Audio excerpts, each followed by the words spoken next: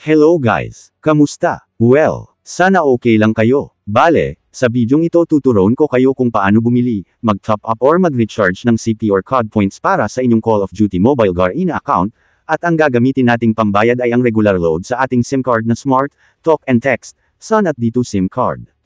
Pero bago ang lahat, like mo ang bidyong ito para mas recommend pa ito ni YouTube sa iba pang viewers na hindi pa alam kung paano magbili ng CP or COD points sa kanilang CODM account. At hindi lang yun, wag mong kalimutang mag-subscribe para updated ka sa mga bago kong tutorial videos. Okay, bibilang ako ng 5, at sana na like mo na ang bidyong ito at nag-subscribe ka na. 1, 2, 3, 4 and 5.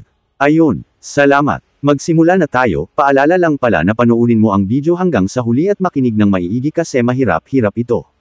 Magsimula na tayo. Ito pala ang aking Call of Duty mobile account. At ayan, mayroon akong 1,287 na COD points sa aking CODM account. Ayan ang basehan natin mamaya kung may dumagdag ba or pumasok yung binili kong CP or COD points.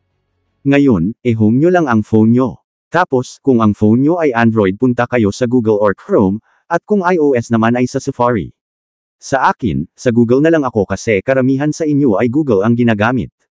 After nyo maklik ang Google, click ang search bar tapos search lang ang Codeshop CODM. At matik na dadalhin kayo niyan sa site ng Codeshop CODM. Kapag ganyan na ang lumabas, una sa lahat, pumili ka muna ng halaga or amount ng Garena shells na bibilhin mo.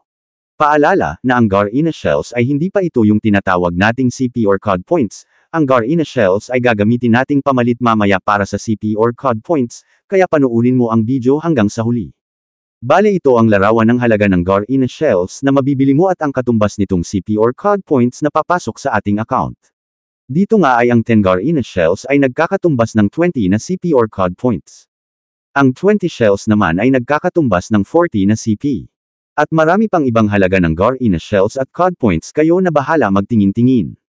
So dahil nga tutorial lang naman ito ay bibili ako ng 10 Garena shells lamang at nagkakahalaga ito ng 20 CP or COD points. After nyo pumili ng halaga ng Garena shells, scroll up mo lang at dito naman tayo sa number 2. Select payment method. Dito nga ay may pagpipilian tayo. It's either D2 SIM card, Talk and Text, Smart at Sun SIM card. Ang 10 shells nga kapag dito, SIM card ang gamit mo ay babayaran mo lang ito ng 12 pesos na regular load sa inyong SIM card na dito.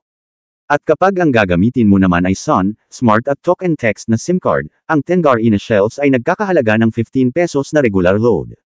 At dahil dito SIM card nga ang gagamitin ko ay, di ito ang i-click ko, pero kung Smart, Talk and Text at Sun ang gagamitin mo, ay iyon din ang i-click mo. Pero bago ang lahat siguraduhin mo munang may regular load balance ang iyong SIM card, pero kung wala pa, magpo-load ka muna sa tindahan, at sabihin mo po-load ng regular load, kasi ang regular load ang gagamitin mong pambayad sa bibilhin mong Garena shells.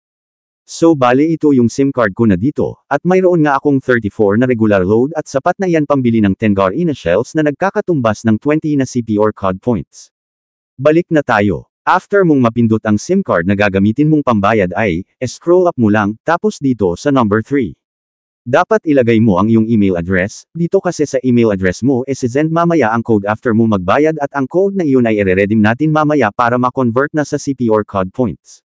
So bale, ilagay mo ang iyong email address ha, para sa email address mo papasok ang redemption code mamaya at huwag mong kopyahin ang email address na ilalagay ko, kasi akin ta na email address. Tapos, kung nailagay mo na ang email address mo, ay pindutin mo lang ang buy now sa ibaba. Okay, medyo matagal pa tayo matapos. Kapag ganito naman ang lumabas, ilagay mo ang iyong SIM card number na dito, Sun, Smart or Talk and Text, depende sa'yo kung ano gagamitin mo, kasi sa akin kanina ang ginamit ko ay dito SIM card kaya ang ilalagay ko dito ay ang dito SIM card ko. So ilagay mo ang cellphone number mo at huwag kopyahin ang akin. So after mo ilagay ang phone number mo, ay i-click mo lang ang continue. So kapag ganito, enter your OTP. Ganito, hintayin mo lang ang verification code, na dadating sa cellphone mo, via text message. At kapag dumating na, kunin ito at ilagay sa parihaba. Kapag okay na, nailagay na ang mga numero ay i-click mo lang ang continue. At ayan na successful na ang pagbili natin ng Garena shells, but wait hindi pa tayo tapos. Naalala nyo kanina ang email mo, na inilagay mo, home mo ulit ang phone mo, At punta ka sa Gmail at doon mo yan makikita.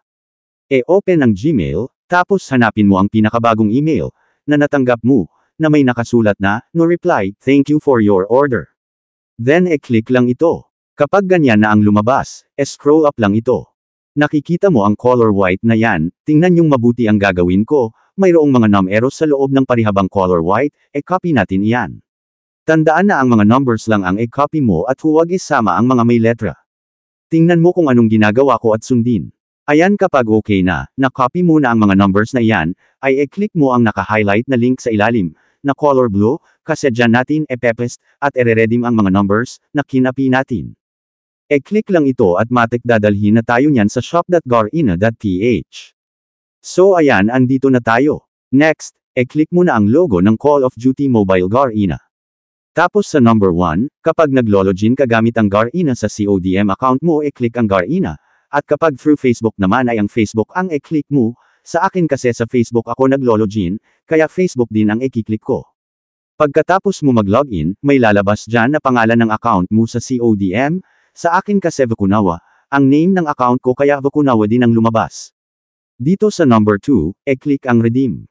After mo maklik ang redeem, e-click nyo ang mahabang box na iyan, at naalala nyo kanina ang kinapi nating mga numero mula sa ating email ay dito natin yun e-paste. Kapag na-paste mo na ay e-click lang ang redeem. Ayan, finally, na-redeem na natin. Next na gagawin ay e-close na lahat ng apps.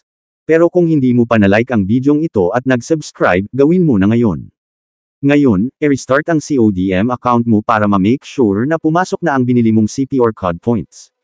At ayan na nga kanina ay, 1,287 CP or COD points na mayroon ako at ngayon ay naging 1,307 COD points na nga ito. Patunay na pumasok na ang binili kong CP.